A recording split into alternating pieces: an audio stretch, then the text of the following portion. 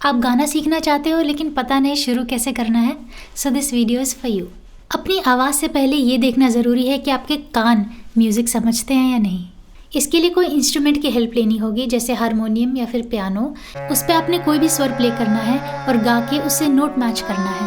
अगर आप not match कर पा रहे हैं तो ये बहुत अच्छी न्यूज़ है और आप सेकंड लेवल पे जा सकते हैं, जो कि है सरगम प्रैक्टिस। लेकिन अगर आपका नोट मैच नहीं हो रहा है या आपको पता नहीं चल पा रहा है कि मैच हो रहा है या नहीं, तो आप ये 4 चीज़ें करो।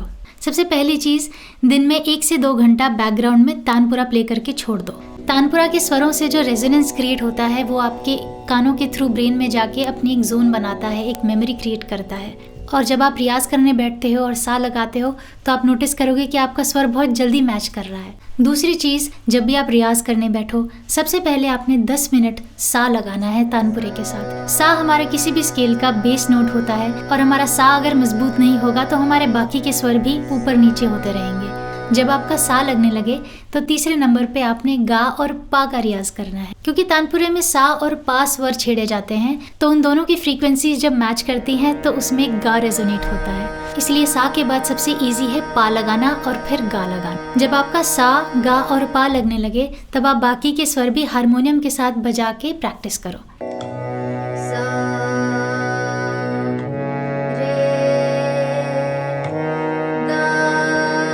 इस स्टेज पे आपको थोड़ा थोड़ा पता लगने लगेगा कि आपका स्वर मैच हो रहा है या नहीं।